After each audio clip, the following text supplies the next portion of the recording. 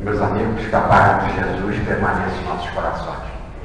Nós, nas últimas palestras, temos feito o desenvolvimento das civilizações. E as civilizações, elas se desenvolvem, no caso, no comando do governador da nossa raça maior, que foi entregue pelo Pai para que ele cuidasse, para que Jesus cuidasse. Então, a evolução das raças passa pelo comando de Jesus. E, evidentemente, que todos os missionários que vieram na Terra para gerir a evolução dessas raças, ou melhor, desses níveis, porque no fundo é uma raça só, vamos explicar. É uma raça só, que foi dada a Jesus no plano espiritual, para ele guiar. Tá certo? E essa raça, ela vai se desenvolvendo em vários estágios. E didaticamente, isso é didático, a gente fala em 7 raças. Né?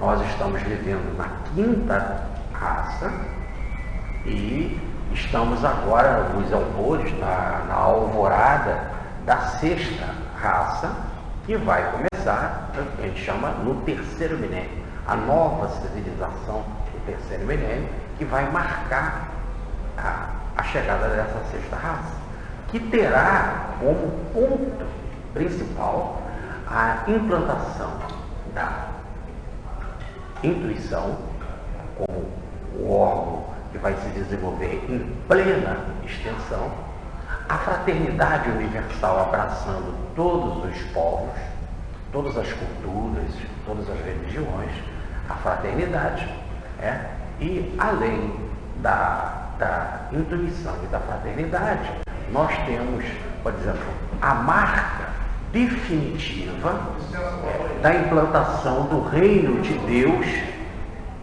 na Terra. Ou melhor, o cumprimento do Evangelho. O Evangelho é a mensagem que os mentores que cuidam da evolução desta raça conhecem no plano espiritual. Aquilo que nós chamamos da pleia de colaboradores de Jesus, né? Os seus amigos diletos, eles conhecem a mensagem de Jesus. Aqueles que vieram antes do Mestre nada mais apresentam do que um pré-evangelho ou um anúncio, podemos dizer assim, né? Ou uma expectativa da mensagem que o próprio Jesus iria trazer. Então, eles vão anunciando a mensagem de Jesus. E depois que Jesus chega, isso que a gente fala das profecias, todas as profecias falavam da vinda do Messias. Não só as profecias do povo judaico, mas de todas as religiões do mundo. Confúcio, Lao-Tse, Forri, Hermes Trismegisto, Sócrates, Platão, todos são precursores, podemos dizer assim, né, da mensagem do Cristo. Aí o Cristo chega e apresenta a mensagem na sua plenitude. E a presença dele não é só uma presença em termos de que trouxe uma mensagem, que é o código divino ou o estatuto divino, as regras do reino de Deus. Não só isso. Mas é uma presença também biológica, geológica. A chegada do Cristo mexeu com as estruturas planetárias, mexeu com as nossas estruturas biológicas, mexeu com a história. Então, a sua presença, podemos dizer, atuou em muitas frentes. Foi realmente a chegada do Cristo planetário para mexer, então, com os novos rumos do planeta. E nesse exato momento, dividiu a história em 2. E o ápice dessa história foi a vivência na cruz. Então nós falávamos aqui que o ponto, podemos dizer assim, iniciador e, podemos dizer assim, que concretizou as ideias da quinta raça foi o Cristo. Ele, podemos dizer assim, foi o meio, o ápice, como se fosse assim o sol do meio-dia da quinta raça. E, evidentemente, que a mensagem dele é a mensagem da fraternidade. Ou melhor, o que ele veio fazer, antes de tudo, é implantar as expectativas do que faremos na sexta raça, que é o espírito de fraternidade, de amor e intuição. Mas ele tinha de plantar antes, para nós colhermos e realizarmos depois. Então o ápice dessa quinta raça, podemos dizer, o sol do meio-dia, né, ponto culminante, foi a chegada do Cristo. E nós falamos aqui que em Mateus, no capítulo 26, versículo de 1 a 2, diz assim: terminado esses ensinamentos, 2 dias depois, começa a mensagem da cruz.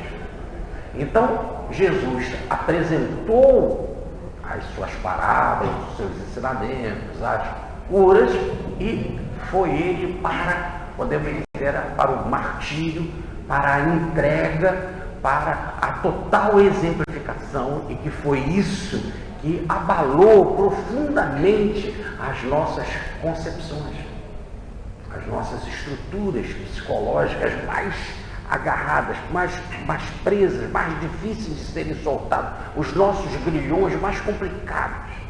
Aquela vivência dele foi assim como se fosse um grande curto-circuito, podemos assim comparar, né? Uma explosão, um Big Bang nas nossas estruturas psicológicas, para que a gente pudesse soltar para o espírito da fraternidade. E ele lá na cruz, ele vai apresentar então em vivência os 2 pontos fundamentais da sua doutrina, da mensagem que ele veio nos trazer. A primeira mensagem é a do amor, né? Então a primeira é o amor, que ele diz que é a mais importante de todas, que resume toda a lei e os profetas, e ele vai na cruz falar do amor, mas na forma de vivência. Quando depois de tudo que fizeram com ele, ele fala: Pai, perdoa porque eles não sabem o que fazem. Então, essa manifestação do perdão, a palavra perdão quer dizer perdonar, se doar plenamente, né? Donar é doação. Então, uma doação total. Esse é um amor pleno. Então, essa é a mensagem que ele disse, que resume toda a lei e os profetas, não só de Israel, mas de todas as revelações, que pré-anunciaram a mensagem do Cristo. E por que pré-anunciaram? Porque foram enviados e supervisionados pelo próprio Cristo. A outra coisa que ele tem que falar, que é a estrutura básica, o motivo da nossa queda, foi a nossa separação de Deus, o nosso desprezo com relação às leis divinas. Esse desprezo precisa ser regenerado, precisa ser consertado. Esse rasgo, podemos dizer assim, precisa ser reparado. E isso se repara quando nós nos entregamos a Deus. Diz o professor Pietro Baldi que a adesão do Espírito a Deus estava no sim que ele deveria dar à lei. Porque o Espírito não é um autômato, ele é um ser livre. E porque ele é livre, porque senão ele seria uma máquina, e aí a responsabilidade seria do criador da máquina. Como ele é livre, ele tinha de dar o sim espontâneo à criação, às leis da criação, e evidentemente a lei do amor. Por adesão de amor, ele deveria dar o sim dele. O Evangelho coloca isso lá no Getsemane, quando diz, né? Pai, que não seja feita a minha vontade, mas a tua vontade. Francisco de Assis vai usar uma expressão maravilhosa para essa colocação: Pai, que não seja feita a minha vontade, mas a tua vontade. Quando ele vai dizer, a nossa vontade tem que ser propriedade divina. E ser propriedade divina é como se nós colocássemos a vontade do motorista como propriedade do Detran. Toda vez que o motorista, né, ele não cumpre as leis do Detran, ele não está sendo coerente, fiel à proposta que ele fez, ao sim que ele deu, quando ele pegou a sua carteira de habilitação. Porque para ele pegar a carteira de habilitação, ele tinha de conhecer as regras, e além de conhecer as regras, ele tinha que dizer concordo. Ele podia dizer, eu não concordo, ia ficar então sem habilitação. Mas para ele dizer, eu concordo, e depois não cumprir, é um pacto de traição. Toda vez que não se cumpre a lei do Detran, nós estamos traindo a nós mesmos. Porque nós estamos dando um não àquilo que nós prometemos em termos de habilitação. Também na lei divina, eu tinha, conhecendo as regras, eu tinha de dar o meu sim. Isso é colocar a minha vontade em harmonia com a vontade da criação, que é o amor. Então, quando eu não faço isso, né, eu quero fazer a minha vontade, não a vontade divina. Quando eu quero que a minha vontade seja propriedade minha, eu faço o que eu quero, e esse o que eu quero é diferente da vontade da lei, eu perco pontos. Eu perco a minha habilitação em termos de ser uma criatura do reino de Deus. Um cidadão, com direitos plenos ao reino de Deus. Né? Então, qual é a vantagem de você ser um cidadão de um país? Que você passa a ter as benesses ou os direitos que aquele país te dá como cidadão. Imagina isso em termos da criação divina. Então, lá no alto da cruz, primeiro, a penúltima frase do Cristo foi sobre o amor, porque ele viveu. E a segunda foi esta aceitação de Deus, o sim a Deus. Outra vez a proposta de regeneração. Quando ele diz de regeneração, de entrega a Deus, quando ele diz, Pai, nas tuas mãos entrego o meu espírito. Quer dizer, se eu entrego o meu espírito nas tuas mãos, é como se eu tivesse assim, eu te entrego esse dinheiro, toma conta dele para mim. Né? Ou esse livro aqui, toma conta dele para mim. Não é isso? Agora é a mesma coisa, ele está colocando o espírito dele, a vontade, lei espírito como vontade, né? Nas mãos de Deus, com propriedade divina. Use de mim, faça de mim aquilo que você deseja, que não seja feito o que eu quero, o que eu quero. Quando ele fala, então, nas tuas mãos entrego o meu espírito, é o fenômeno da adesão a Deus, do retorno à harmonia celeste, a harmonia sistêmica ao sistema. Isso, podemos dizer, então, é a concretização da cruz. E como que aconteceu essa perda? Foi com a nossa queda espiritual. Na pergunta 621 do Livro dos Espíritos, Kardec pergunta, aonde está a lei de Deus? Na nossa consciência, ou melhor, na nossa vontade. A vontade é a manifestação da consciência. Ué, mas se está com a gente, por que precisa haver missionário para nos lembrar? Aí os Espíritos falaram, porque se esqueceu e se menosprezou, ou se desprezou. Então o desprezo é a queda. Você desprezou aquele conhecimento imenso que você tinha das coisas divinas. Aquilo tudo que estava na tua consciência, você desprezou. E além disso, de você ter desprezado, ou melhor, de não ter querido cumprir como acontecia com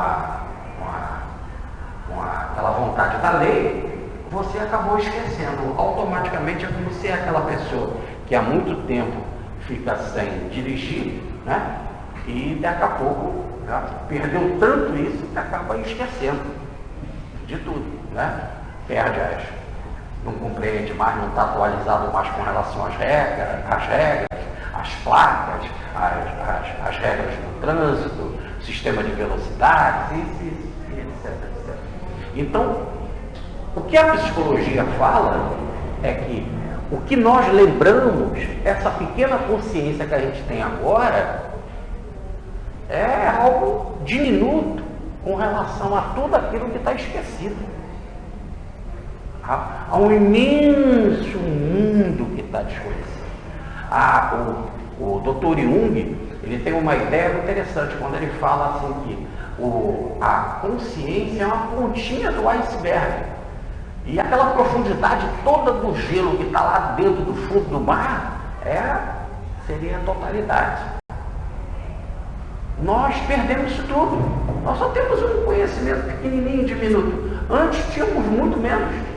E quanto mais nós vamos indo para trás, nessa escada da evolução, quanto mais a gente vai descendo ela, menor é essa consciência.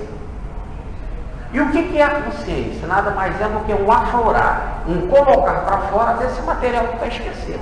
Sabemos muito pouco. E a situação é que a gente, com essa nossa consciência pequenininha que a gente tem, o resto está tudo esquecido, a gente quer ditar regras. A gente quer ditar regras, entendeu? Daí dizer Jesus, é um perigo, é um cego guiando o cego, vão cair no abismo. Então, no caso do Cristo, pare uma frase do Emmanuel, que é muito interessante, lá no livro A Caminho da Luz, nas páginas 105 e 106, quando ele diz assim: Jesus, desde os primeiros dias, mostrou-se tal qual era, com a superioridade que o planeta conheceu desde os tempos longínquos do princípio. Quer dizer, do princípio da Terra. Quer dizer, antes de ter a Terra, aquilo que gerou a Terra, o princípio para a Terra, ele mostrou-se aqui, desde os primeiros dias, com aquela mesma capacidade, não perdeu nada. Então, imagina você ter um conhecimento de administrar a evolução desse planeta. Ou como Jesus falou, né? Está em João, a obra que o Pai deu para eu completar, para eu terminar, de nos levar à perfeição divina. Não só ele fez o planeta, ele é especialista na evolução do reino mineral, vegetal, animal, do homem, e ainda nos levar à perfeição com relação a esse planeta, elevar o planeta à perfeição, ao estado fluídico, e levar a gente depois, fora desse ambiente planetário, para as ideias da evolução sideral, para chegarmos à condição de espírito puro, espírito da grandeza dele. Então, o conhecimento que ele guarda, isso não está na inconsciência, está na consciência. Essa é a diferença. Tanto que a gente faz palestra assim de uma forma muito simples, né? A nossa palestra hoje vai ser sobre a multiplicação dos pães e dos peixes. E eram 5.000 homens, fora as mulheres e as crianças. Jesus pegou 5 pãezinhos e 2 peixes e multiplicou. Mas como é que ele fez isso? Ele pegou o fluido cósmico universal e elaborou o fluido cósmico universal, materializou esses pães, os apóstolos entregaram para as pessoas comeram, saciaram e ainda sobraram 12 cestos. Termina a palestra, agora vai ter passe e água fluidificada. E a gente pensa que entendeu alguma coisa. Isso é a ponte. Nós só estamos praticamente repetindo o que já está há 2.000 anos atrás. E ele pegou os pães, os peixes e multiplicou. Agora como? Como que é essa ciência? Esse conhecimento? Como fazer isso? Nós não temos. Nós não sabemos. É muito simples, um fluido cósmico universal, é o magnetismo, tudo bem. O magnetismo espiritual, como? Então nós não temos ciência. Ciência é sem ciência, sem consciência. Nós não temos a conta. Porque quando você descobre pela ciência, você passa a ter a lei de como que é aquele fenômeno, como rege aquele fenômeno, passa a ser ciência, ou melhor, consciência. Você descobre. Então há um universo imenso que nós não conhecemos. E Jesus deu 2 leis para nós chegarmos a esse pleno conhecimento. 70 vezes 7, Ele explicou no nosso nível. Porque ele ama sem brigar com a gente. A gente precisa amar e a gente briga com os outros. A gente briga com Deus, briga com Jesus. Se um parente seu está morrendo ou morre, a gente fala, Jesus, porque fez isso? Deus, porque fez isso? Então a gente briga com o plano espiritual e a gente briga com as pessoas.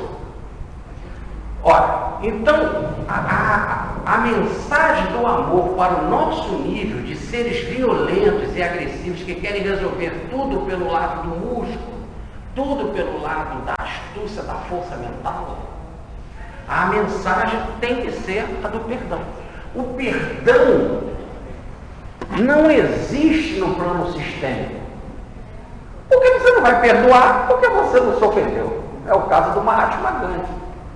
Quando o ladrão foi devolver o relógio para ele, ele disse, né? Você me perdoa? Ele disse, não. Você não me ofendeu, você ofendeu você. Eu estou no nível do inofendível. Olha só, ele não passa pela ofensa. O professor Alberto Roto que gostava de usar essa expressão, né? Então, essa palavra, inofendível, não mexe comigo. Outro nível. Então, aqueles que amam e só vivem no amor, eles é o amor. Aqui que ele tem esta cara de perdão, por isso que Jesus falou perdão, porque é estado de queda. É estado de queda.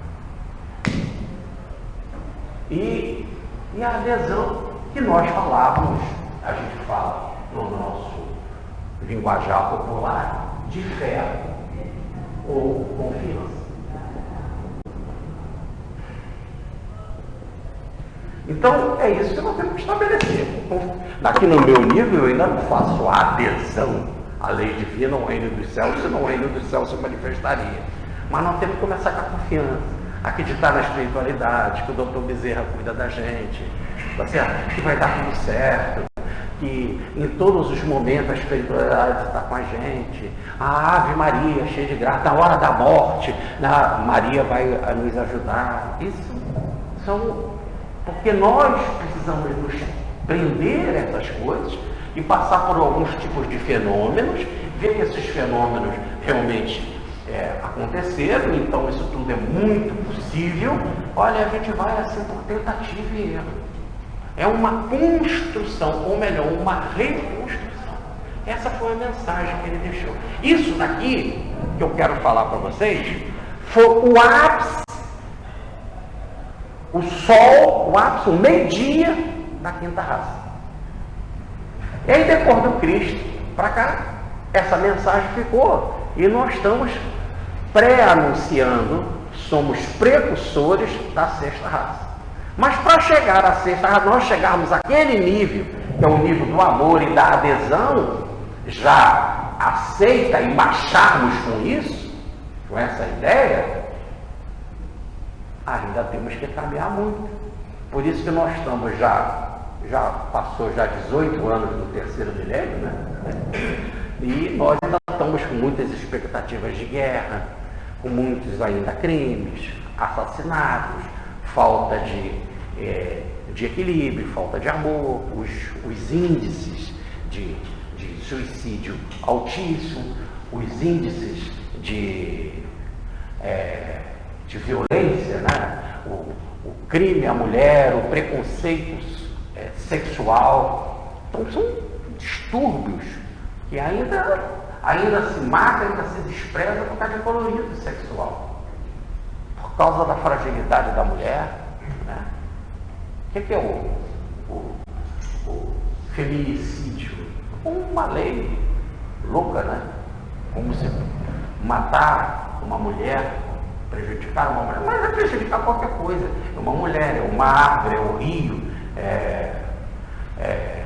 os homens, tudo é sídio, né? É uma morte. Agora, infelizmente, nós ainda temos que departamentalizar todas essas situações por causa da nossa faixa ainda. Então essa é a mensagem que ele vem trazer. E o que acontece é que nós vimos aqui na lenda que nós contamos, e que está no livro do Evangelho de Nicodemos, que é um evangelho apócrifo, e está na legenda áurea da época do século XIII, do período de São Francisco, a Legenda Áurea, que foi o livro mais popular da época de São Francisco, chama Legenda Áurea, de um escritor chamado Jacopo Varese. É um livro de umas 1000 páginas, em que apresentava muitas lendas para que os oradores pudessem falar para o povo, principalmente as ordens mendicantes que saíam pregando, né? Como os franciscanos, como os dominicanos e outros, que tinham de falar das verdades, mas precisavam falar das verdades com colorido, com lenda, em tipo novelinha, né? Em tipo um conto, para que pudesse ter efeito no meio de uma população que não sabia ler, não sabia escrever muito mal, não sabia escrever, e que vivia sem as pregações, porque não havia pregação, os padres não pregavam naquela época, e quando se tinha pregação era só os acadêmicos, né, dos teólogos, e aí o povo não entendia nada e ainda era em latim. Então a Legenda Áurea veio tapar esse buraco. Então ela resgatou algumas coisas e botou um colorido maior, né? Aumentou mais as historinhas para ficar interessante. Então uma historinha lá, nós vemos que está no Evangelho de Nicodemos, e que é muito interessante, é que lá no Monte da Caveira, ou do Crânio, no Monte da Caveira ou do Crânio, é o túmulo de Adão. Ali está o Adão, o túmulo dele, e nós temos o Adão lá. E o Adão, quando ele estava, antes de morrer, ele estava doente, e o filho Sete, que é o filho mais evoluído dele, dos 3 que ele teve, né? Caim, Abel e Sete. O Sete foi lá no paraíso e pediu ao arcanjo Miguel acesso ao óleo da árvore da misericórdia, da árvore da vida, que foi o fruto ruim que ele, Adão, comeu e que não deveria ter comido. Ele não deveria ter desobedecido, não deveria não ter cumprido a vontade da vida. E aí deram para ele um ramozinho e disse que ele não seria curado, ele iria morrer mesmo, tanto que ele morreu. E disse que só 5.500 anos depois é que haveria a cura. Há uma tradição que é a chegada do Cristo, a tradição judaica. E aí com Cristo nós vemos a cura, né? E a mensagem do Cristo que vai chegar no mundo de regeneração. Olha a palavra regeneração, que quer dizer cura, né? Regenerar, outra vez reconstruir, refazer. Ora, então ele pegou essa árvore, volto mais uma vez, a gente não tem que levar as coisas ao pé da letra, é uma lenda, para poder explicar uma teoria. Imagina isso no século XIII, antes ainda no segundo século, lá no Evangelho de Nicodemos. Então, essa árvore foi plantada, essa árvore cresceu,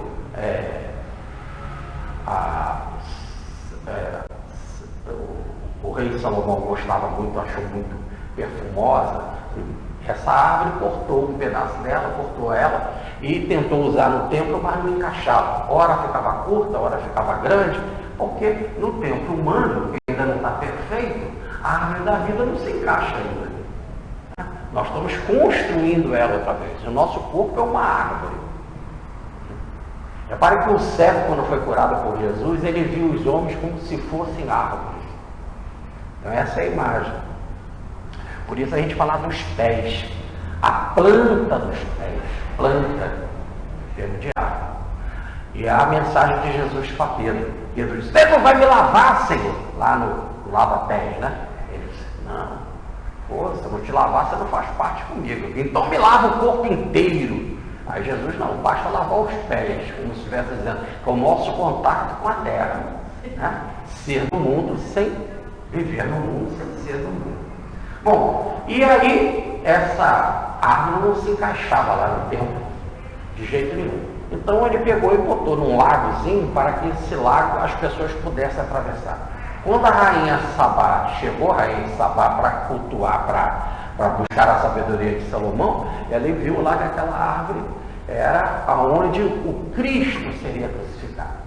Então ela não quis passar sobre aquela árvore, porque ela era um caminho. Aí Salomão mandou enterrar ela. Depois botaram aumentaram aquele lago lá, e aí passou a ser o lago onde havia curas, que de vez em quando tremia lá, e aquele que lavasse a mão naquele água, tremer são esses movimentos sísmicos, né? E saíam determinadas substâncias da terra, que são as chamadas águas medicinais que curam, né? Isso que acontecia lá nessa piscina. E diz a tradição que o que fazia mesmo a cura é que a árvore da vida estava lá. É por causa disso. E, no caso, os judeus viram aquela árvore, os romanos viram, pediram para os judeus fazerem a cruz foi feita, e que foi a cruz usada por Cristo. Então, aquela cruz usada por Jesus, aqui esse é um ponto então interessante, foi colocado em cima do túmulo do Adão. Então, aqui nós temos a cruz e aqui nós temos o Cristo. O Cristo no alto da cruz, lá com a mensagem dizendo que ele é rei. Né? Jesus Nazareno, rei dos judeus. Bom, então, Paulo de Tarso, na primeira carta aos Coríntios, no capítulo 15, diz que o Adão foi expulso do paraíso. Então ele é uma alma dependente, por isso que ele morre. E ele depende do ar, de comida, depende do corpo. E quando o corpo fica caduco, ele morre, não tem como. Ele é o que diz Paulo de Tarso, o primeiro Adão, o primeiro nível de consciência. O primeiro Adão, o primeiro nível de consciência, o primeiro estágio de consciência.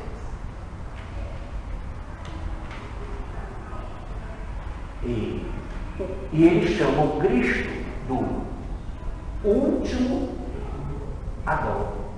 O último Adão no sentido do estágio mais elevado de consciência.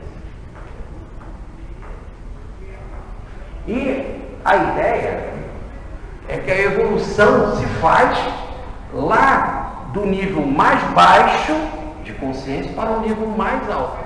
E vai do primeiro Adão para o último Adão. Olha como é a expressão usada por Paulo. A dificuldade de se falar dessas coisas já nos primeiros decênios do cristianismo, né? Que ele falar nessa linguagem figurada. E a lenda coloca muito bem, quer dizer, a lenda em termos de tradição e aí por trás dela tem uma teoria. E qual é a teoria? É que se nós não resgatarmos a árvore da vida e não fazer dela, do nosso túmulo, que nós somos nós mesmos, né? O corpo é o nosso túmulo, nós estamos enterrados nele. Essa ideia de corpo sendo túmulo já era dos egípcios, quando Ísis corre para pegar os 13 pedaços de Osíris, que era o deus original, os 13 pedaços que ele foi morto ou partido por Sete, que é o deus do mal. Olha a queda. Aí Deus ficou partido. Então o Ísis, que é o verbo, que é o movimento, que é a energia, recolheu aqueles pedaços todos e botou num caixão. E aí Osíris passou a ter vida. Ela reanimou Osíris, que era seu marido e seu irmão. Então essa ideia já é antiga, dizendo que de nós mesmos, aqui mesmo, no nosso estado de encarnado, nesse túmulo em que a gente vive, como diz o Evangelho, com os pés e as mãos amarrados, daqui é que nós temos que fazer a árvore da vida brotar. E o que é fazer a árvore da vida brotar? Se ela é da vida, é a árvore da obediência, cada vez a gente vai conquistando essa obediência. E para provar que nós vamos conquistando essa adesão a Deus, essa obediência, a gente só prova, mostre-me a tua fé pelas tuas obras, só na vivência do amor. Conforme que nós vamos praticando o amor, nós vamos cada vez aderindo mais à vontade divina. E aí cada vez, aquela vida que está enterrada, ela vai despertando, vai ampliando. até nós chegarmos ao nível do último Adão. Então aquilo que estava tudo escondido, que foi esquecido e desprezado, vai sendo colocando para fora, vai sendo desperto, ou melhor, vai sendo redescoberto através da mensagem adesão em amor, adesão em amor. Então, conforme eu vou confiando, e vou amando, e vou servindo, e vou ajudando, eu vou tendo o despertar daquele mundo que estava escondido, que estava bloqueado. Ou melhor, daquilo que a psicologia chama de inconsciente, vai deixando de ficar inconsciente, vai ficando consciente. Olha a frase de Jung no livro Psicologia das Religiões, quando ele diz, a queda é a divisão da consciência e do inconsciente. Essa divisão, essa dicotomia consciente e inconsciente, tem nela o símbolo da queda dos anjos. A psicologia, fisgou a mensagem. E eu boto no meu livro essa frase, com a citação devida, no meu livro Para Entender a Teatro, quando eu falo de Então, a evolução é isso, sair do nosso estado de queda e chegarmos a essa grandeza do Cristo. E como é que a gente faz isso? Amando? Só que no nosso nível o amor se chama perdão. Porque como a gente é todo dividido contra o outro, nós temos que provar esse amor perdoando. Isso é o Cristo que nos trouxe. E o mundo esqueceu essa mensagem. É engraçado, a mensagem veio no ápice, no sol da quinta raça. Quando o sol começou em 1h da tarde, 2h da tarde, 3h da tarde e tal, daqui a pouco estava escuro. É a idade das trevas, olha a idade média. E toda aquela mensagem do Cristo foi sendo perdida. O nosso amigo Júlio Damasceno, ele tem um trabalho que ele constantemente vem apresentando nos congressos, quando ele fala, de volta ao cristianismo do Cristo. Quer dizer, precisamos voltar àquele ápice, àquele sol. Então a mensagem dele foi sendo esquecida. 1200 anos depois do Cristo, já não se lembrava mais. E era interessante que as pessoas, 1200 anos depois do Cristo, já não entendiam mais a frase de Francisco, que a nossa vontade tem que ser propriedade divina. Já, período de Francisco, 1300 anos mais ou menos. E já não se tinha mais o amor, a mensagem do Evangelho, que ele veio resgatar na forma de pobreza, castidade e obediência. Olha a obediência, a aceitação, né? Mas a ideia desse amor, tudo esquecido, Francisco veio recobrar. Então, quando ele bota lá no princípio da ordem, obediência é essa adesão. É Pai, nas tuas mãos eu entrego o teu Espírito. Tá certo? E quando ele fala da pobreza, da castidade, da mensagem do Evangelho, é o amor. Aquele amor que era o perdão. Tanto que ele pega, e na semana passada nós vimos isso, que no dia 2 de agosto de 1216, ele institui o perdão da Porciúncula. Porciúncula era a igrejinha lá de Santa Maria dos Anjos, onde ele ouviu o Evangelho. Nesse dia, um pouco antes, uns 15 dias antes, o Cristo aparece para ele com Maria e com a corte celeste. E ele estava muito entristecido. O Cristo pergunta o que ele queria.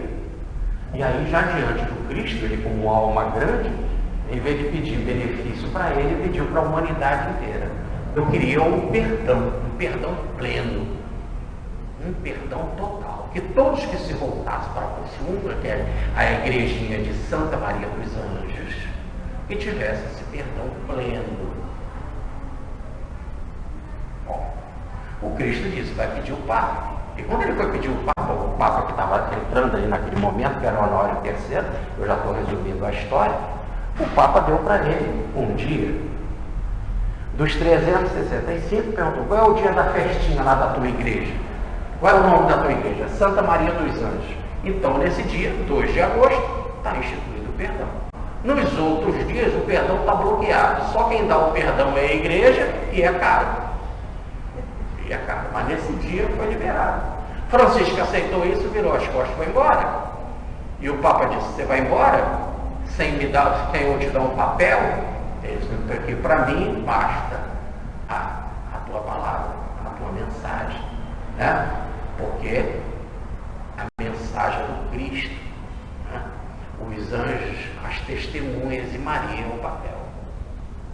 A palavra é o verbo, é o Cristo. Os anjos são testemunhas e a Virgem o papel. Então não precisa. Instituiu, e qual foi a mensagem que ele disse lá no dia da festinha, com o povo reunido? Porque na festinha junta aquele multidão, né? Lá na solenidade, no ritual, na cerimônia. E ele então fala uma frase maravilhosa: quero mandar todos de volta ao paraíso. Ao paraíso perdido, eu quero mandar todo mundo de volta. Seja lá o erro que você teve, seja lá o crime que você cometeu, o desacerto que você cometeu, eu quero te mandar de volta para o paraíso.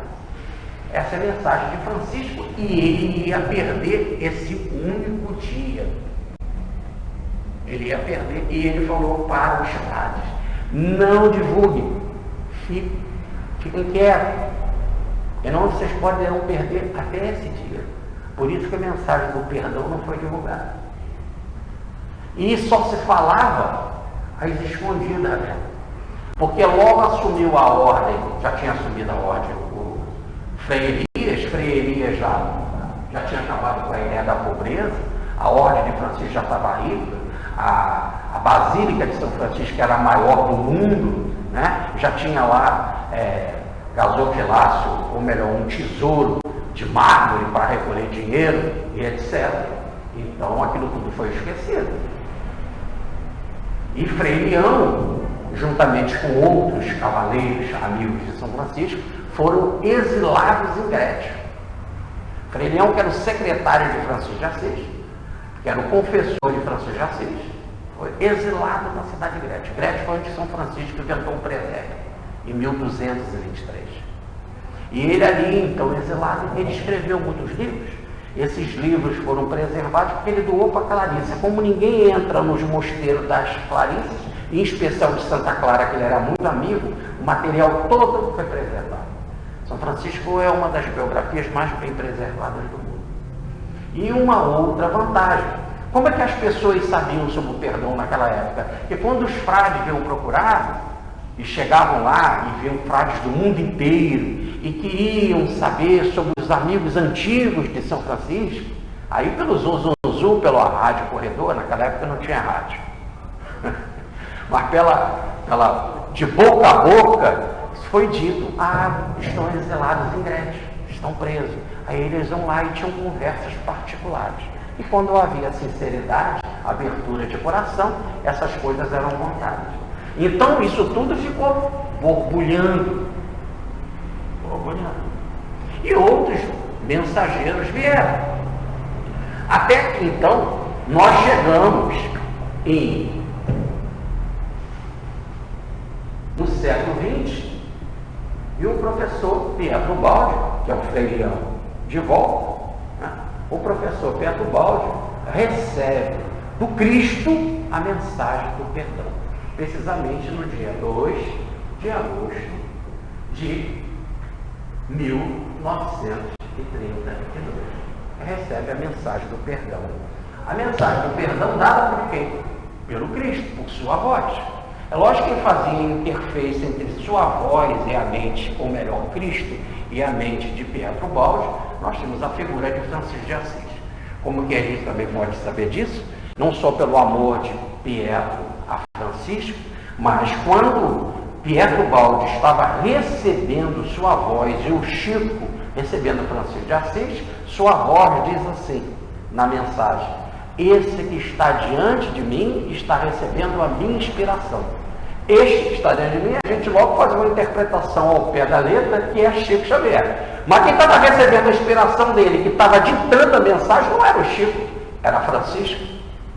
Então, até Francisco recebia minha inspiração, e a mensagem de Francisco estava sendo escrita para quem? Para Pedro, para Pietro, tanto que começa assim: Pedro, o calvário do mestre não se constituir. Então Pedro é a interface, ou melhor, é o transformador. É o transformador da mensagem crística para chegar a uma linguagem mais plausível à mente de Pietro Baldi. É lógico que Pietro Baldi captava Cristo, mas ficava a nível da mística, e aí falta mais palavra, falta concretude. Nós vemos isso lá, por exemplo, no Evangelho segundo o Espiritismo, quando Simeão, aquele profeta, esperava Cristo no templo, com 80 e tantos anos, né? E que ergueu o menino Jesus quando ele tinha 40 dias, esse Simeão deu uma mensagem, deu duas mensagens, mas deu uma mensagem assim no Evangelho segundo o Espiritismo. Simeão, vírgula, por Mateus. Mateus era o quê? O transformador da mensagem, para médium captar com maior propósito. Lá no livro Memória do Suicida, nós temos o caso de Jerônimo, que orava pedindo, um ex-suicida, pedindo para que fosse tratada a família dele. Então ele começou, na hora do ângelo, a orar para Maria e se entregar a Maria, pedindo a ajuda para a sua família, que estavam as suas filhas caindo em possibilidades de prostituição, em sofrimentos aqui na terra, e isso muito era também culpa dele, pela loucura que ele cometeu. Então, nessa situação, ele começou a orar muito para Maria na hora do anjo, e Maria mandou uma mensagem para ele. E o Teófilo, lá, que é o mentor lá do Hospital Maria de Nazaré, conta que a mensagem que chegou em papel maravilhoso, brilhante, ela teve de ir descendo, ou melhor, se adaptando às vibrações, passando de mensageiros por mensageiros, até chegar à capacidade de Jerônimo, para Jerônimo entender. Então, o professor Pietro Baldi recebe a mensagem do perdão. Aí essa mensagem do perdão, ela logo de saída, ela é traduzida para o mundo inteiro. Traduzida para o mundo inteiro. Logo aqui no Brasil, ela é publicada no Correio da Manhã, ela é traduzida pelo Guilherme Ribeiro e publicada no Reformador, e aí é publicada na Argentina, e chega na Indochina, e roda o mundo inteiro. Então, nós temos, inclusive, a Xerox da capa, a mensagem árabe. Então, ela rodou o mundo inteiro. Aquilo que tinha de ficar escondido no século XX foi para o microfone, foi para o mundo inteiro. Muito bem. E o que acontece, então, que a mensagem do Cristo, ela volta com Francisco de Assis: adesão e amor. E adesão em forma de perdão, o dia do perdão. Olha que situação. O mundo só concedia um dia de perdão pleno, nos outros dias, sem perdão. Olha como que ficou amarrado. Quando a mensagem é perdoar 70 vezes 7, sempre. E a coisa amarrada, difícil. Agora ela está aí para todo lado. A mensagem do perdão dada para o professor Pietro Baldi, é um perdão cósmico, está aí à disposição de todo mundo. Mas vamos contar aqui mais um pouquinho dessa história. Aí essa história de Francisco chega-se ao final do quartel do século XIV. E entre 1375 e 1395, quando vai nascer o infante Dom Henrique, né, o Cristo veio à Terra com a sua equipe espiritual, entre eles o infante Dom Henrique, ou melhor, com Eliu, que é o nome dele no plano espiritual, e que é o responsável pela relação social na Terra. E o Cristo foi ver perfeitamente a obra dele. Ele já sabia como é que está, né? E foi a obra que saiu nos perfumes da Galileia, que é a árvore do Evangelho que ele plantou no Tiberíades. E que veio mais uma vez ser reavivada 13 séculos depois com Francisco de Assis. Ele viu que tudo estava esquecido. Foi aí então que Eliú falou para ele sobre a possibilidade das terras virgens na América, aqui no caso no Brasil. E aonde que nós temos, em que o céu, olha, isso é muito bonito, essa expressão do infante Dom Henrique, que o céu concedeu, em forma de uma bênção, de um agradecimento à força divina, a mensagem do Cristo na cruz. Foi algo tão maravilhosa a obra da cruz, que o céu fez uma escultura no céu, em homenagem. Hoje eu mostrei para a Regina, está aqui no meu celular, uma mensagem que estão divulgando, é muito bonita, agora nesse movimento todo que está havendo contra e a favor do aborto, né, que está tendo tanta discussão nesse momento, mostraram uma estátua lindíssima de uma mãe em mármore e o filhinho dela segurando a mãe e o filhinho na forma translúcida, ou melhor, na forma transparente, né?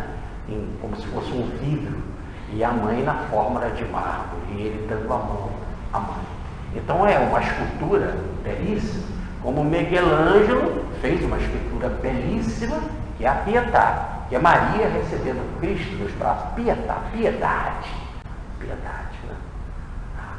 A Maria que não só está em pé diante da cruz, agora ela aceita o Filho nos braços. É a boa morte, né? A mãe da boa morte, de uma morte consciente, em paz, em amor. Então, Deus, ou como se fosse o plano espiritual, fez uma escultura em homenagem ao Cristo. É lógico que o Cruzeiro do Sul antecede, historicamente, evidente, a cruz do Cristo de 2000 anos atrás. Mas só que a cruz do Cristo já está marcada, e o trabalho do Cristo, há milhares de anos atrás, desde a formação da Terra há 4 bilhões de anos atrás, né? Já o Cristo é quem fundou a Terra. E evidentemente que a Terra saiu do Sol, onde o Cristo é um dos personagens, né, que administra o sistema solar.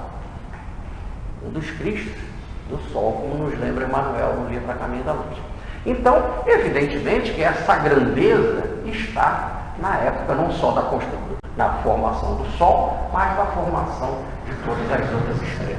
Ou melhor, antes de haver o fenômeno do Big Bang, que é a queda, o Cristo estava aderente ao sistema divino. Tanto que é verdade que ele mesmo fala no Evangelho: eu vi Satanás cair do céu como relâmpago. Então, o conhecimento dessa estrutura e o universo. Por isso, essa obra de arte em homenagem ao Cristo, mas que tinha de apontar e dirigir o povo que ia construir a mensagem que ele deu na cruz. Só fizeram essa obra de arte no céu, não só para ser a marca do destino desse povo, ou do que este povo irá construir, ou que essa raça, ou a sexta raça irá construir, que é a mensagem da fraternidade e a intuição, né? Evidentemente que esse é o trabalho dessa sexta raça, e que vai ser guiada, como se fosse um horóscopo, tendo como destino a cruz do Cristo. Eliú, então, aponta para essa possibilidade. É lógico, possibilidade já marcada no céu, possibilidade já marcada na história da evolução da humanidade. O Cristo só pergunta a ele para que o livre-arbítrio pudesse ser mantido, né? Mas se Eliú não tivesse coerente com esse princípio, o outro faria esta obra. Aliás, a revelação que deram para Allan Kardec, que ele tinha um trabalho a cumprir. Se ele não cumprisse, o outro faria a obra. A obra nunca pode ser impedida, a obra dos céus, por algum discípulo, ou algum tarefeiro que cometa alguma falha. O que não fez, graças a Deus, nem Eliu, na figura do infante Dom Henrique, nem o nosso querido Allan Kardec. Então, a mensagem parte em direção a essa construção. Então vamos lá, vamos trabalhar para essa construção. E para o trabalho para essa construção, as navegações, a escola de Sagres, e aí nós já falamos bastante sobre isso, e os franciscanos chegam aqui com Cabral. O que nos fala o livro Evolução em Dois Mundos? Que nesta viagem, que foi a viagem na Semana Santa, indo para a ressurreição, no período da cruz, então, veja, né?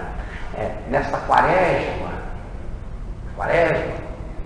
que eles vieram fazendo essa navegação, que começa a missa lá no dia 8 de março de 1500, eles saem no dia 9 de março e começam até chegar aqui no dia 22 de abril, celebrar a missa primeira no dia 26, numa pequena ilhota, e no dia 2 de maio, já a segunda missa em terra firme com a presença da cruz. Isso nós já conversávamos. E a mensagem de Francisco vem através dos franciscanos. Henrique de Coimbra, que é o Frei Henrique de Coimbra, comandando outros 7 frades, trazem a mensagem de Francisco, que nada mais é do que a mensagem do Cristo, a mensagem da cruz para nós. Mas diz o livro Brasil, Coração, Pátria do Mundo, né? O Brasil, Coração do Mundo, Pátria do Evangelho, que o Cabral, já na viagem, começa a ter sonhos espirituais significativos.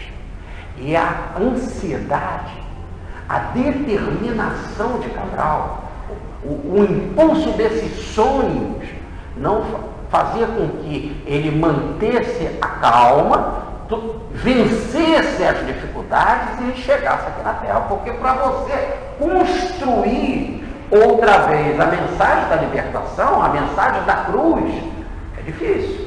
Ninguém carrega a sua cruz sem dificuldade, né? Carregar a sua cruz, fazer com que a cruz vá do primeiro Adão ao último Adão, despertar isso tudo que está esquecido. Por exemplo, a América que já existia, o homem não sabia navegar para chegar lá, despertar isso, tirar esse conhecimento, aprender essa lei, essa ciência de atravessar o Atlântico, ter essa gnose, esse conhecimento, precisava de muita ajuda espiritual. E aí, diz o texto, que foi o próprio infante Dom Henrique, agora já no plano espiritual, quem comandou Cabral. Aliás, quem dirigia a mesma frota do plano espiritual é o infante Dom Henrique, que era um trabalho que o Cristo deu. E aí Cabral, então, impulsionou. E aí diz a passagem que, do livro Brasil, Coração do Mundo, que o Frei Henrique de Coimbra se deixou levar por esse ambiente, não só espiritual, mas a atitude do capitão mor, que era Cabral, né? Tudo isso favorecia para ele ficar tomado das ideias evangélicas. Ele, uma alma, como diz lá, espiritualizada, que tinha princípios de espiritualidade positivas, evidentemente compatíveis com a época e com a missão. E ele, podemos dizer assim, manifestou essa força espiritual naquele momento. Houve a simpatia dos índios que receberam ele, né? Houve uma alegria, se dançou, se cantou, se distribuiu cruz, se rezou, se fez a comparação como um índio mais velho fez da cruz com o cruzeiro, ou a solenidade espiritual com as coisas espirituais do índio. Então fizeram associação de espiritualidade e fizeram associação da cruz com o Cruzeiro do Sul, com destino. O nome Cruzeiro do Sul foi dado naquela época e ali foi instituída na mensagem da Páscoa, o Monte Pascal, a mensagem também da ressurreição, quando se falou de Tomé, da presença do Cristo vivo entre nós. Pode botar a mão, Tomé, sou eu. Aqui estão as marcas da cruz no meu corpo, sou eu, Tomé. Olha, então, a mensagem que foi dita é que aquela cruz que está lá em cima, com as 4 pontas, as marcas nas mãos, nos pés e no lado, é a tal da intrometida lá no Cruzeiro do Sul, né? A marca no lado, feita pelo que dá 3 pulinhos, como é o nome dele? Do santo. Oi? São longuinhos, né? E, então, é o nosso Pedro II. Então, as marcas, esse foi o tema da cruz. Agora não é mais a cruz que está lá no céu, não é mais aquela cruz lá da Galiléia, mas é a cruz aqui do meu corpo, marca no meu corpo. Eu trago as marcas da cruz, diz Paulo. Eu tenho as marcas do Cristo. Ter as marcas no seu próprio corpo, no seu destino, na sua vida. Como se a mensagem do Frei Henrique Soares, ou Henrique Soares de Coimbra, era nada mais, nada menos do que mostrar que nós temos que transferir a mensagem da cruz para a nossa vida, para que cada um carregue a sua cruz aqui nesse mundo. Então, essa veio ser a mensagem. E aí a mensagem dos franciscanos, que nós falávamos já em outras palestras, começou a entrar pelo Brasil, né? O Rio São Francisco, o Rio da Integração Nacional, a primeira capelinha dedicada a São Francisco, os primeiros mares eram franciscanos, e etc, etc. Muito bem. Mas vamos falar aqui agora. O povo começa a chegar. E a primeira leva de pessoas que chegam aqui vieram para explorar e abusaram dos índios. Os índios que foram tão simpáticos e receptivos na chegada do Cabral, já em 1516 odiava o europeu e vinha apanhar as riquezas do pau-brasil. Então ele odiava, tanto que ele mata, os índios matam esses dois franciscanos. E o país começa a ser conhecido como Brasil, que é um nome comercial. O nome espiritual, que vinha lá da descoberta da cruz verdadeira por Santa Helena, a mãe de Constantino, no século IV, né? Que é a Vera Cruz, a ilha de Vera Cruz, e terra de Santa Cruz, né? Terra de Vera Cruz, terra de Santa Cruz, vai depois ser conhecida pelo nome comercial, que é o Brasil, da catinga do pau. Aliás, os portugueses são a reencarnação dos fenícios. A palavra fenício já quer dizer tinta vermelha, porque já há milhares de anos eles já comercializavam essa tinta vermelha. Então, quando o nome comercial entra, podemos dizer assim, com maior força nesta pátria, significa que veio aí todo o interesse comercial dos negócios e do lucro abusivo e do lucro que se explora a mão de obra. Repare que o Brasil começa com a mão de obra sendo explorada. O que nós encontramos atualmente no Brasil? Nós estamos em 1218, né? 1218 com 13 milhões e meio de desempregados. E aqueles que estão empregados, muito mal empregados, 60 milhões de brasileiros fazendo um trabalho sem carteira assinada. Aquilo começou lá na exploração dos portugueses. Mas por quê?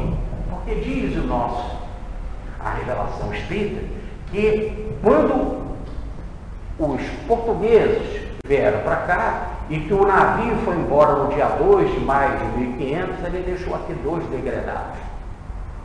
E eles, dos 20 que estavam no navio, 2 ficaram aqui, sendo um chamado Afonso Ribeiro. O Afonso Ribeiro entrou no barquinho a se matar, o suicídio. E nós sabemos que Maria é a protetora dos suicídios no Hospital Maria de Nazaré. E o Cristo, então, solicita a Ismael, que é instituído como mentor do Brasil naquele momento, o anjo Ismael, ele é instituído para cuidar desses sofredores. E sem Afonso Ribeiro entender, a jangadinha que ele fez, ela é trazida pelas correntezas, por mais que ele remasse ao contrário e querendo a morte, e impedindo a Jesus, dizendo que ele era inocente na sua oração, e pedindo a morte pelas ondas do mar. Mesmo assim, a vontade divina foi maior. E num mistério que ele não entendeu, ele volta à terra firme. Aqui ele é acolhido pelos índios e institui uma família, a bênção da família. Então, logo no início do nosso Brasil, nós vemos prisioneiros, criminosos, ou considerados criminosos, o plano espiritual perdoando, tentando e lutando para evitar o suicídio e instituindo então o perdão e a bênção da família. A bênção da família é importantíssima. E aí, nós já vamos para o ano de 1549, quando os jesuítas vão chegar aqui, que era a leva que se tinha de melhor de jesuítas naquela época. Entre eles, comandava a expedição em 1549, o padre Manuel da Nóbrega, que é o nosso Emanuel. Vai fundar logo uma igrejinha dedicada a Nossa Senhora, a Nossa Senhora da Conceição lá em Salvador, pedra e monumento que existe, marca que existe hoje, ainda lá visitando a cidade de Salvador, local extremamente abençoado, porque aqui vai ser a nova Porciúncula. A mensagem do perdão vai entrar na nossa terra. Aquela mensagem da Porciúncula, e Porciúncula é a igrejinha de Santa Maria dos Anjos, e na Porciúncula se instituiu a Ordem da Fraternidade, a Ordem da Fraternidade dos Frades, ou Fraternidade, por isso que a mensagem daqui nossa é a da fraternidade. É isso que o Brasil tem que fazer. O Brasil, o coração do mundo, é a fraternidade. Então aquela ordem, ela agora vai se ampliar ao infinito. Aquela ordem que Francisco deixou com cerca de 5.000 frades e que foram gerados na Porciúncula, ou melhor, por Santa Maria dos Anjos. Agora, essa Santa Maria vai gerar o povo brasileiro. Por isso que ela é a mãe do Brasil. Nossa Senhora da Aparecida, né? A mãe do Brasil, e que já vem na marca negra, na apresentação iconográfica negra, para mostrar que se há toda uma barreira de preconceito, há para todos, não para Nossa Senhora, porque ela mesma se aceita negra. Sou dessa família, pertenço a eles, sou mãe deles. Tá? Inclusive sou tão mãe, porque se eles são pretos, eu também sou, para poder ser mãe verdadeira e não adotiva. Então essa Maria e a mensagem do perdão é a mensagem do Brasil. E aí Ismael, o Cristo aparece para ele com a bandeira branca, institui como a mensagem do perdão e da concórdia. E manda Ismael buscar no índio, no escravo e no europeu as forças para constituir o nosso povo. E manda descer a região fronteiriça à terra do umbral e das trevas, né? E resgatar todo mundo.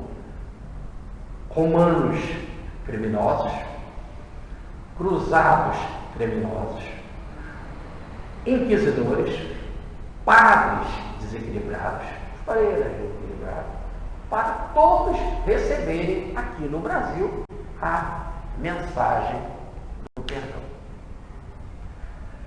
Por que a mensagem do perdão? Porque você não se constrói fraternidade sem perdão. Ou melhor, não se constrói fraternidade sem amor, mas no nosso nível, como é um nível de disputa, a palavra amor no nosso nível é perdão. Ninguém pode dizer que ama se não perdoa. Amor é algo muito fluido. Né? A gente só entende ele na prática. Tanto que é muito interessante que nós logo falamos em termos de sexo. Vamos fazer amor. Tem que materializar bem para que a pessoa possa entender o que é o amor. Ele é muito fluido. Por isso o Evangelho chegou o máximo da desmaterialização para nós do perdão, do amor, se chama perdão. O perdão é a máxima de desmaterialização do amor para o nosso nível. Eu queria pedir para o Rogério nos ajudar aqui e arrumar o quadro. E aí, nesse exato momento, o Brasil recebe essas mensagens fundamentais. Maria, a mensagem de Francisco de volta, a mensagem da cruz do Cristo, a mensagem da ressurreição, da cruz vivida na cruz do corpo, que foi a mensagem da missa sobre Tomé, as dúvidas de Tomé, e o Brasil então é constituído. Essas são as raízes espirituais do Brasil. Agora, Podemos dizer, é isso que são as raízes. Agora temos que construir a árvore. Construir a árvore foi aquela árvore que nós construímos, de Adão, o primeiro Adão até o último Adão. E a marca está lá no céu. Como é o horóscopo da Terra, do nosso planeta, é aquela cruz, é ela que vai inspirar para que a gente faça com que aquela cruz desça. No livro Brasil, Coração do Mundo, o Padre do Evangelho diz que quando Cabral chegou, houve uma festa no plano espiritual, que as forças que trabalham com Cristo se uniram em níveis diferentes e formou um elo, uma corrente de luz, ligando a terra ao céu. Níveis tão diferentes de espíritos, mas que já aceitam esse princípio até chegar a Cristo. É aí que Cristo desce com a bandeira dele de perdão e concórdia, e institui Ismael como anjo protetor do Brasil e pede para Ismael colocar ali a marca dele na bandeira. Aí é Ismael que bota o nível dele. Olha, ele vai fazer o quê? A mensagem do Cristo, ele vai fazer uma transposição para o nosso nível, ele vai fazer uma transformação para o nosso nível. E ele vai chamar a mensagem do perdão e concórdia do Cristo, e que a gente pode dizer, como é que é esse perdão? É só um dia? E os outros 365 dias? Mas a igreja instituiu mais um, que é 2 de novembro, para não haver dúvida. E a gente acha essa coisa muito longe ainda, tanto que Pedro fala, né? Até quando eu devo perdoar? Então, se Pedro naquele nível ainda tinha perguntas como essa, então Francisco faz uma descida. Francisco não, o anjo Ismael, faz uma descida da mensagem ao nível da nossa capacidade. E aí na bandeira ele escreve Deus, Cristo e caridade. Então acreditar em Deus, aquele Cristo é a mensagem do Evangelho, e a caridade é a prática do amor, do bem, ajudar um ao outro, etc., na medida do possível. E aqui, então, é interessante que o ponto alto da cruz é a adesão do Cristo. Essa foi a última frase. Olhe bem. Na cruz, a última mensagem foi da adesão. Nas tuas mãos entrego o meu espírito. O meu espírito ser coração. Olha como fala Jesus, lá naquele paralítico que foi curado. Olha como é que ele fala. Por que os fariseus não acreditaram? Por que pensais mal em vossos corações? Então, a raiz do pensar, da vontade, está no coração. Essa é a sede do espírito ali. Tanto que é verdade que quando alguém chega para o outro e fala assim, eu te amo, você não bota a mão na cabeça, você bota a mão no coração.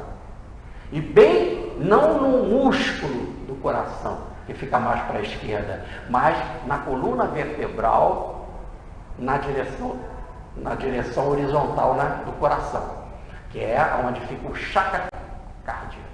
Ali a sede do espírito. Por isso que a mensagem da cruz, o ponto mais alto da cruz foi a entrega do espírito. Nas tuas mãos entrego o meu espírito. Na linguagem humana, é o sagrado coração de Jesus. Eu entrego o meu coração, porque o coração é sinônimo do espírito. Por isso que nós temos o Sagrado Coração de Jesus, e se vocês verem o Sagrado Coração de Jesus, é uma coroa. A coroa não está na cabeça, a coroa está no coração. Porque o maior sofrimento dele não é o sofrimento físico na cabeça, de terem dado chicotada dele, é a do coração, de ver a obra que ele tem para acabar, dada pelo Pai, e o homem resistir tanto a esta obra que é a construção do amor, que é a mensagem do amor. E não é pelo raciocínio, é pelo amor. Por isso que a coroa de espinho está na cabeça, quando em forma de espírito, está no coração.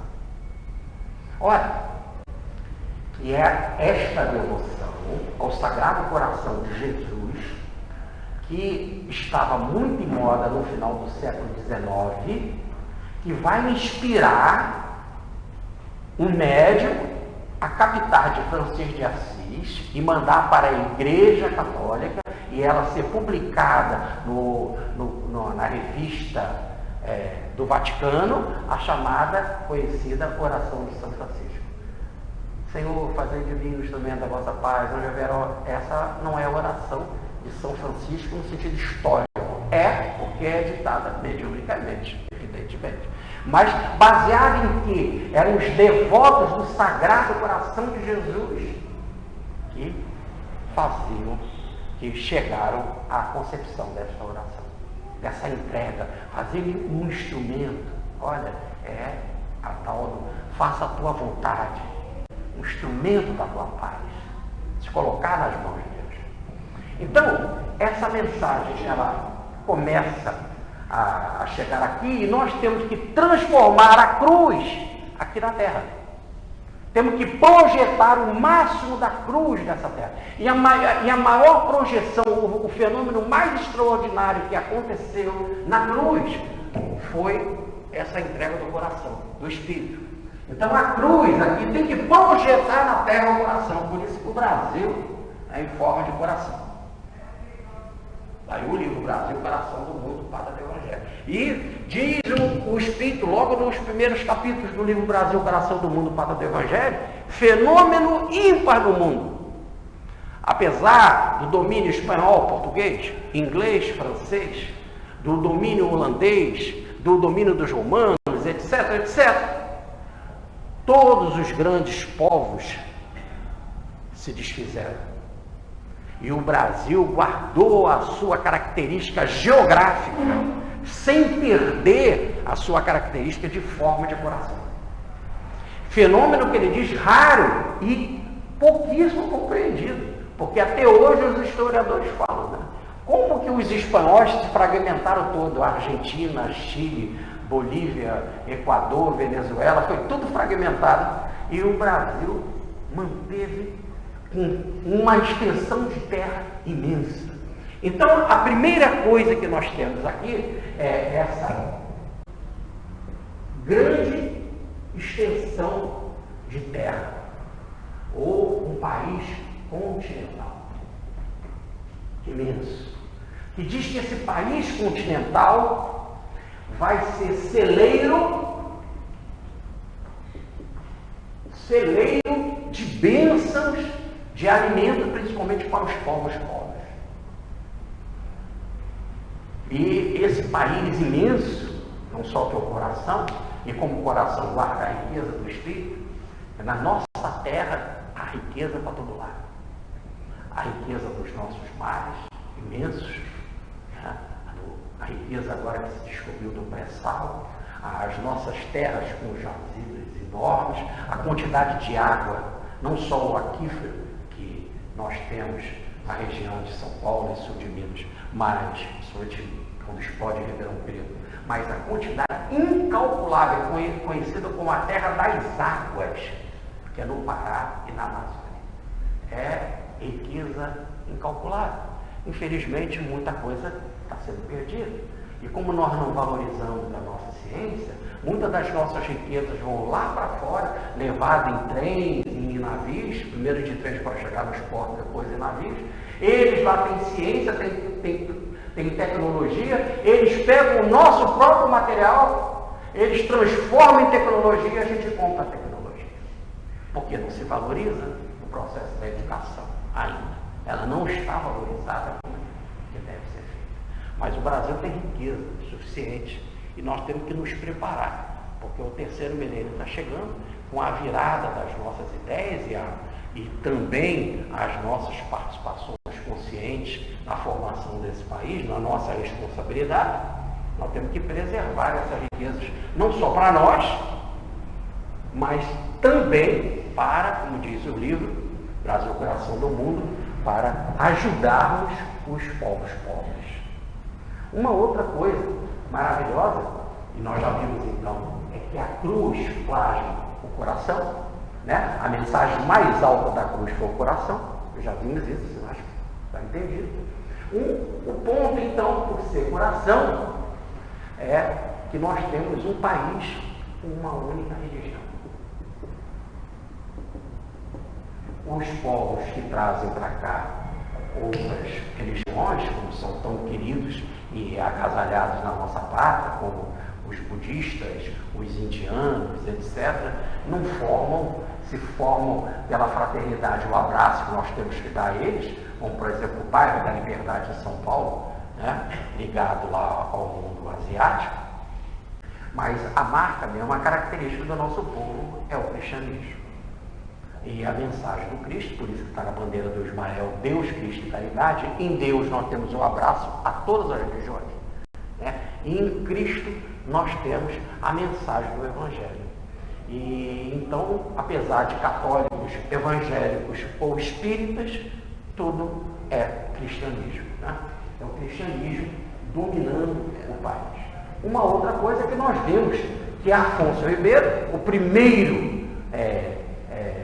considerado criminoso, sendo abrigado na nossa terra, ele constitui uma família. Então a família é a célula da nossa sociedade, um povo muito voltado para a família. E por quê? Porque já era característica dos jesuítas quando eles vieram para cá. O Padre Manuel da Nóbrega, ele estava muito atento a essa coisa que os exploradores chegavam aqui, usavam as índias, depois quando chegaram as negras, usaram as negras.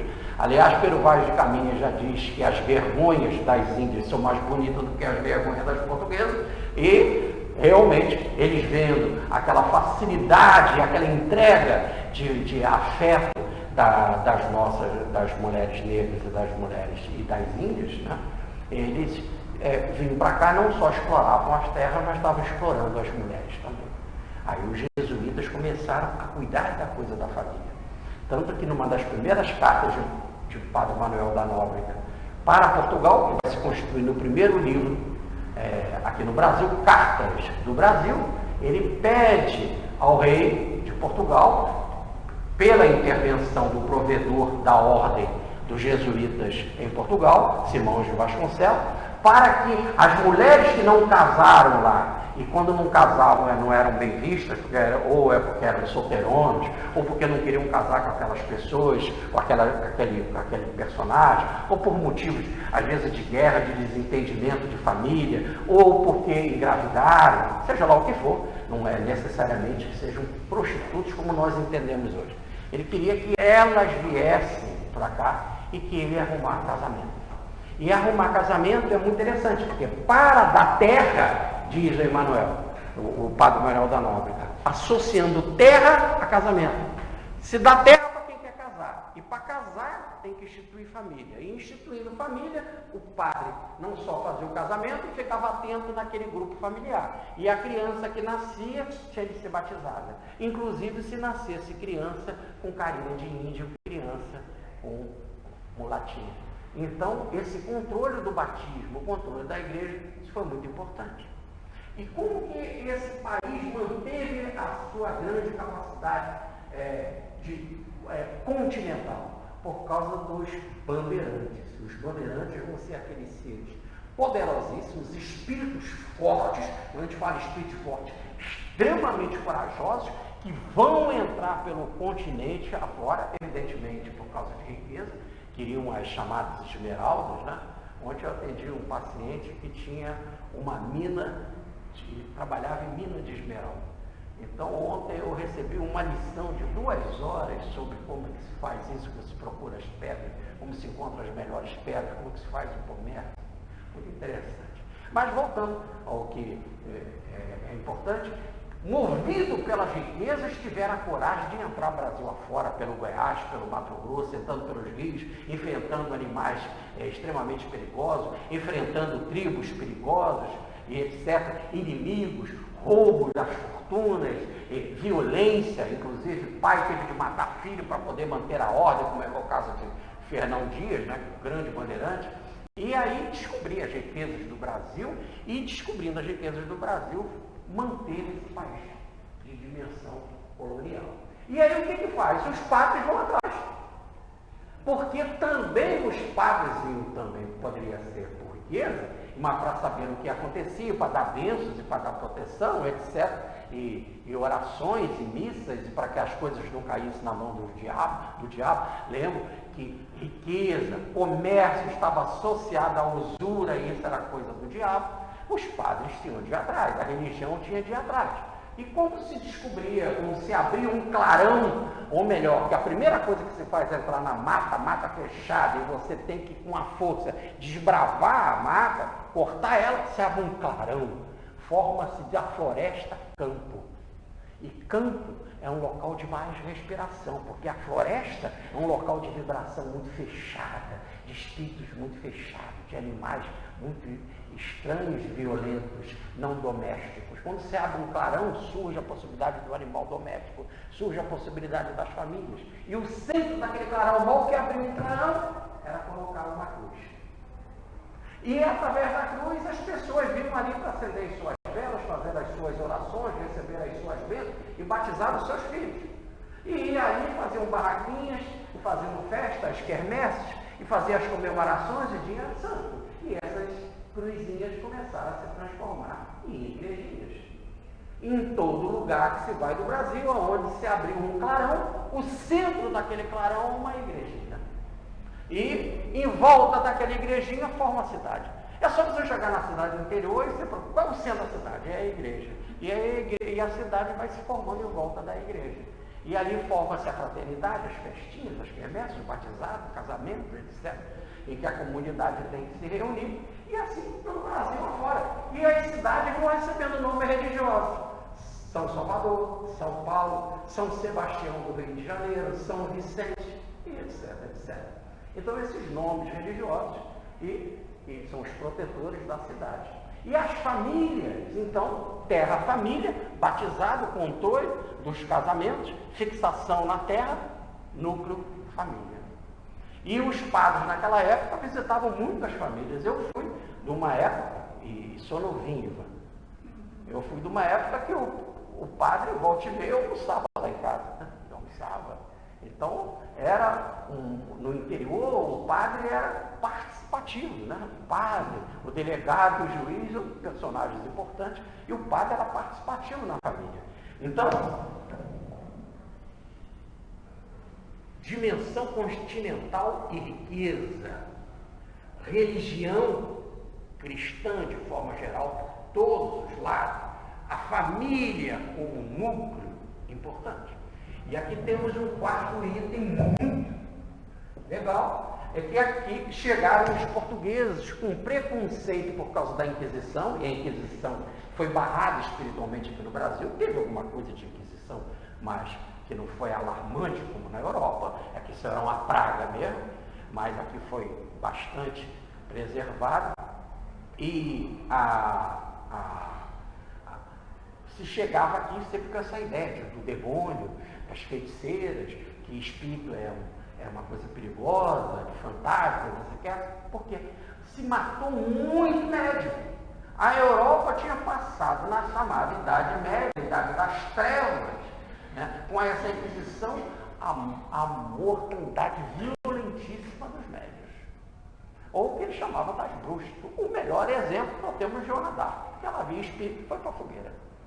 Tá certo? Então, a mediunidade, por causa da dor, do perigo, você bloqueia. Porque se você conta que viu um espírito, aí chegava logo a falar, ali alguém viu um espírito, não sei o quê. Se viu um espírito não é da igreja, ele não pertence à estrutura da igreja, então ele só viu o demônio. Quem vê demônio vai para a fogueira.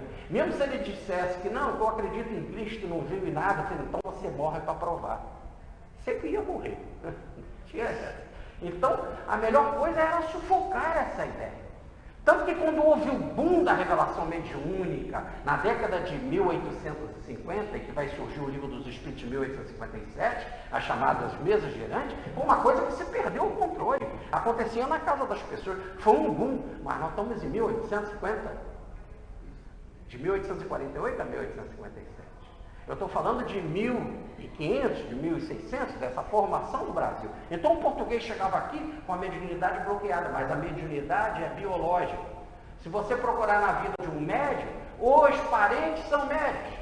Veja o Chico Xavier, quantos irmãos dele são médicos. A Regina foi mesmo dar o passe, já na velhice, do André Xavier, o irmão do Chico Xavier. E ele conversou de tantos fenômenos mediúnicos. Ele assistia, ou melhor, ele fazia o receituário de homeopatia ajudando o nosso querido Chico Xavier. A mediunidade é biológica e está até em 6 gerações, um estudo maravilhoso feito pelo Gustavo Gillet, que a gente pode ler no livro Resumo da Doutrina Espírita, na página 118, no livro publicado pela LAC. Então, quando o português chegou aqui, a mediunidade estava bloqueada, mas ele, com muita facilidade, dado esse espírito de fraternidade aqui no Brasil, né, do Carnaval e da Macumba, com essa facilidade, namorou as índias, namorou as negras. E os índios também com as negras, etc. Mas entre negro e índio, a mediunidade estava aflorada. Olha, o que é o pajé fazendo as curas aqui através dos espíritos?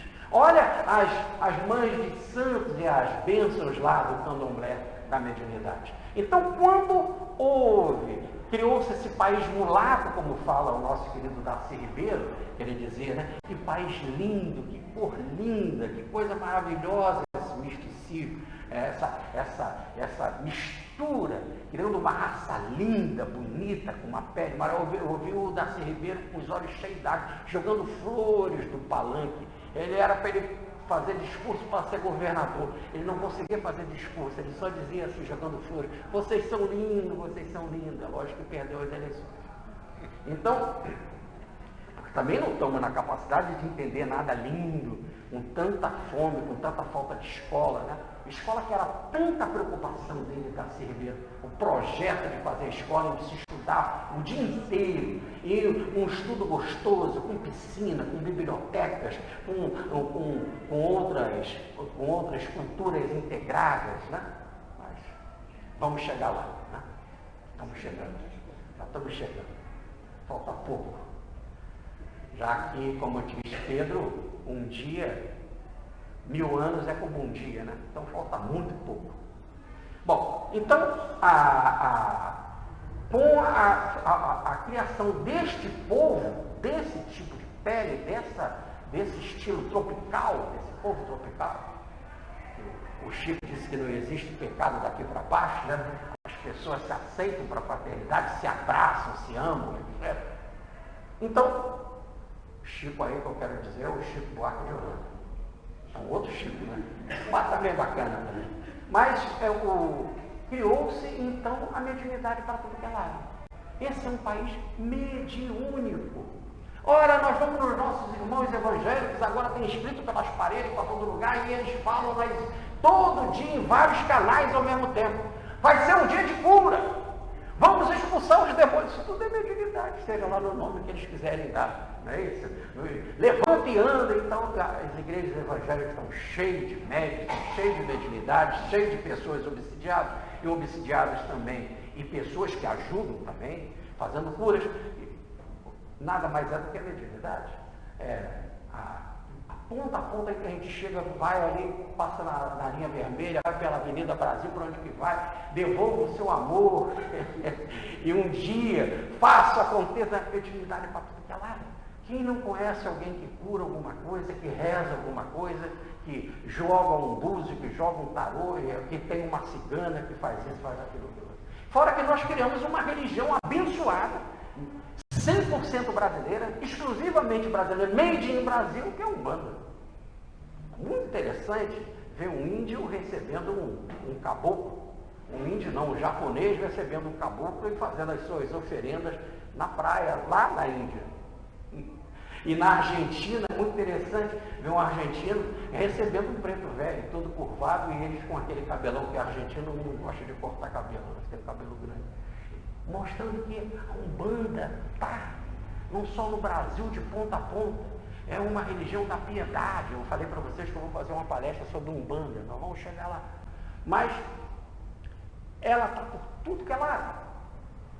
Então a mediunidade, estando por tudo que é lado, chegou a esse quarto nível que é o da mediunidade. Uma mensagem da cruz que tem por lema, né? Perdão e adesão, ela fez essas 4 grandes características. País continental rico, que tem a ideia de ajudar os outros, a religião cristã com espírito de fraternidade, a família como núcleo voltado para a ideia de religião e a mediunidade de ponta a ponta. A quinta e última, não última no sentido de que não temos mais em termos de síntese do projeto Brasil, ou do projeto do horóscopo do Brasil, do destino do Brasil, o quinto ponto é algo extraordinário. Um país de dimensão continental, e quando a gente vai ali, a gente se surpreende na Suíça, eles falando alemão, falando italiano e falando francês. Um país riquíssimo, ainda não conseguiram unificar a língua. E a gente aqui de ponta a ponta, né, da Amazônia ao Rio Grande do Sul, uma única língua que é o português. E o português agora é o que se conseguiu fazer, com o acordo da língua, né, a unificação entre todos os países de língua portuguesa, na Europa, na América, na África e na Ásia, né? E não só essa unificação, mas também uma unificação que vai favorecer a política, os bons trâmites, as negociações e o Brasil na liderança. Muito importante o Brasil nessa liderança, e deve manter essa liderança, porque é através dessa língua que a mensagem também da fraternidade vai mundo afora. Uma língua latina, que é uma língua quente, que é uma língua que se movimenta, é uma língua dos braços, a mediunidade precisa disso, precisa de movimento, precisa dessas coisas como nós temos aqui, do passe, da confraternização, do abraço, da água fluidificada, ou da água benta, seja lá o nome que queira se dar, mas formou-se essas 5 grandes características. E tudo começa lá, na transposição, como fala o primeiro capítulo do livro Brasil, Coração do Mundo, Pátria do Evangelho. A transposição da árvore do Evangelho lá da Galileia para cá. E a árvore, para vir da Galileia para cá, teve um ensaio no caminho. Ela teve uma parada para pegar água e etc., que foi na Porciúncula, lá com Francisco de Assis. Depois deu um novo salto e agora foi transplantada para cá, diz o capítulo. Então aqui é que a árvore tem que favorecer. E nós sabemos que a árvore é essa, nada mais é que a árvore do Evangelho, a árvore da vida, aonde que nós temos fazer com que cresça de nós mesmos a cruz, para que a gente fique manifestando Cristo. E quando nós manifestarmos Cristo, a semelhança de Francisco, seremos estigmatizados. A cruz vai fazer efeito em nós. E da cruz, o que nós vamos ver sair é um imenso coração. Porque o momento mais alto da cruz é o coração. Daí a imagem lindíssima dos nossos irmãos, que é um dos ramos da grande corrente espiritual do mundo, que são os nossos irmãos da Rosa Cruz, né? Que tem a cruz como centro e as rosas entrelaçando a cruz, as rosas que nada mais significam do que o sentimento, o coração. Daí as pétalas da rosa se abrindo, que é em forma de coração. Muita paz, fique com Deus.